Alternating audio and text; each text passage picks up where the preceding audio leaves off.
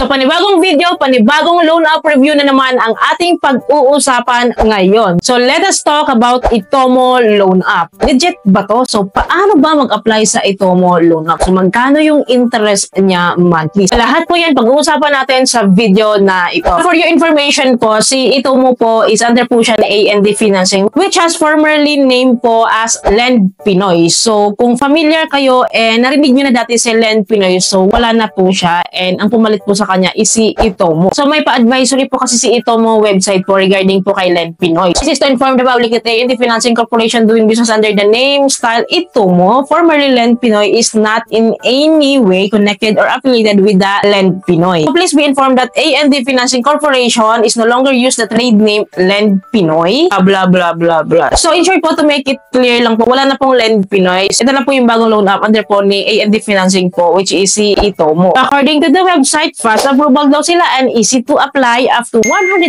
pesos up to 12 months. So of course, huwag tayong mag-expect na 100,000 pesos agad yung offer sa atin, no? So magsisimula pa talaga tayo sa pinakamababa hanggang pataas ng pataas ng pataas. Lagay po dito, no, na same day approval lang daw sila, only 3 steps to apply, no hidden fees, and then legit. Of course, siya po ay SEC registered and CIC accredited po. So legit po ito si Itomo. And then nakalagay po dito yung sample computation na magkano yung loan mo para din ma-idea tayo before trying this loan app na ito. So let us try to simulate our loan dito. So if ever na meron tayong offer na 100,000 pesos, isagad natin ha. So 6 months to pay lang natin siya kukunin. Dito po sa baba nakalagay po na meron tayong 22,666 na monthly payment sa 100,000, no, sa 6 months. So meron daw siya interest per month na 6,000 pesos sa 6 months. Kung kukumpitin po natin yan, no, 22,666 times 6 months is equals to 135,996 minus natin sa 100,000.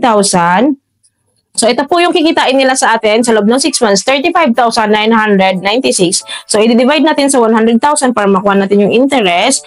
So, ito po yung interest niya sa loob ng 6 months, 35.99%. So, kung i-divide po natin sa 6 months to pay, so, meron siyang monthly interest po na 5.9% or 6% monthly. So, good na rin yan. Mababa na rin yung 6%, diba? This time po, ito mo recommended na kung saan natin mag-apply, of course, i-download po natin yung app. After downloading, open lang natin si Itomo app. Get loans up to 500,000 pesos for up to 360 days with low interest rate. So, 500,000 pesos na pala. So, doon sa website nila, up to 100,000 pesos. Anyways, next lang tayo. Pag may ganito pong logo, no? So, masasabi po natin, secured po yung data natin dito. Masasabi natin, legit. Nag-comply po sila sa Data Privacy Act of the Philippines po. So, masasabi natin na safe yung ating mga info dito. So, click lang po natin tong create an account kasi wala pa naman akong account dito. Before proceeding, make sure you meet the following criteria. So, meron silang criteria para ma-qualified tayo dito, no? So, anyways, nakalagay dito, living and working in Metro Manila and nearby provinces, Cebu, Metro Davao, Pampanga, Nueva Ecija, Tarlac, Bataan, and have a steady monthly income of Metro Manila, 15,000 pesos. So, yun lang yung nire-require nila na monthly income, no?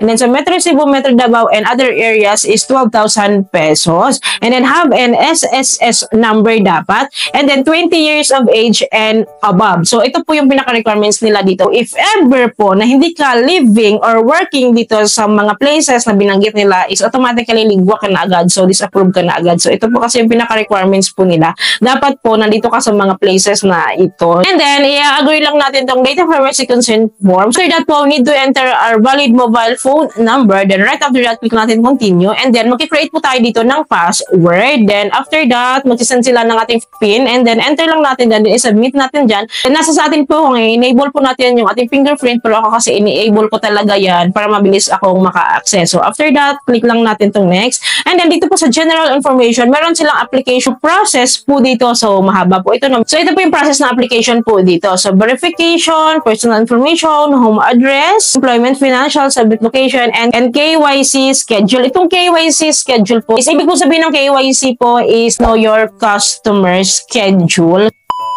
Let's begin applying. So, click lang po natin itong verification kasi ito yung first step. Here po, need lang po nila i-verify yung ating ID. ID verification po, hihingi po sila ng details natin sa ID, pictures, of course, front and back. Ano po yung ID na gagamitin natin. Then, selfie verification po, nahawak natin yung ID. Then, after that po, next tayo. So, check na po yung verification process natin. So, dito tayo sa personal information. The name must be the same as the ID submitted. Of course, make sure ha, dapat match yun. Para hindi tayo ma-reject reject dito. So, fill up lang natin itong personal info dito. After that, so dito na tayo sa home address. So, dito sa home address, of course, our address details po. So, fill up lang natin ito ng full. And then, after that po, tayo sa employment application form. So, click natin yan. And then, dito po sa employment information po, so, hinihingi nila yung employment status, previous number of jobs, current company name, occupation, and work schedule. So, after filling up all, next lang po tayo. No? So, dito tayo sa financial. So, we need to upload po one payslip here as their income document proof po. And then, yan, fill upan lang natin yung mga details yan. Fill up din tayo ng main source of funds. So, wala po akong payslip format po. So, iba po yung income document po yung in-upload ko dito. So, let us see kung makalusot tayo, no? Next lang po tayo. So, here po, we need to submit our location. So, click lang natin yan. So, i-allow lang natin na ma-access yung ating location para makita nila kung saan ka talaga nakatira, kung saan ka nagre-reside for their location tracing. Click po tayo sa application process. So, the last one po is the KYC schedule. So, dito po, itong Know Your Customer Schedule po. So, mag-fill up lang po tayo dito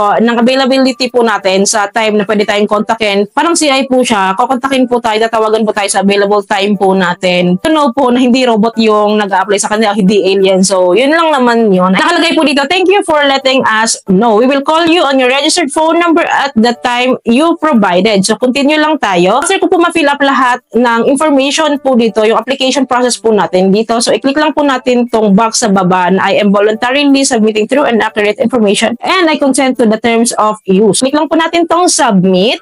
And then, nakalagay po dito, our AI is calculating your score. Your application is being reviewed. It may take 12 to 24 hours, so please wait for your result.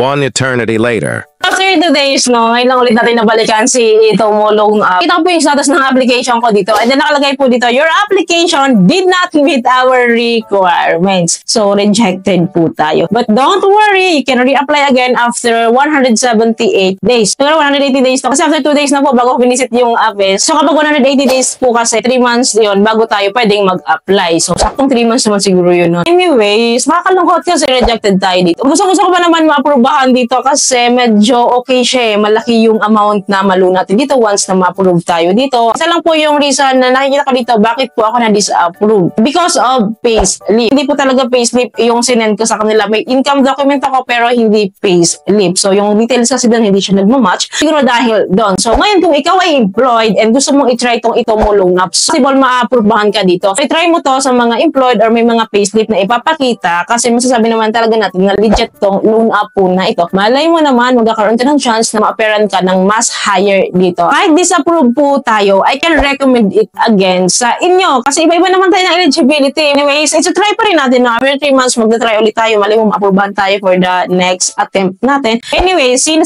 sa inyo dito may Itomo Loan App? So, kumusta yung application nyo? Approve din ba kayo? So, magkano yung approval nyo? Kumusta pa yung experience sa Itomo? So, okay ba siya? Legit ba talaga siya? So, maganda ba yung pamamalakad niya? You can comment down below para aware din po yung iba natin viewers. And then, nagbabasa po ako niyan para din aware din po ako. By the way, kaya ako nireview itong Itomo nag-try ako dito kasi meron po akong viewer na nag-comment regarding Itomo na i-try ko daw. Anyways, you can comment down below sa mga loan app na gusto nyo i-review ko ha. So, I will try to feature and i-review yung mga loan apps na sinishare nyo sa akin. Kung legit ba talaga and recommendable ba siya. So, yun lamang po. Ayun po may natutunan kayo sa video ito. Ayun po nakatulong tong video sa inyo. Kung gusto nyo yung video, please don't forget to like, share, and subscribe. Click yung bell button para lahat ng videos ko is updated po kayo. Thank you for watching this video. Bye!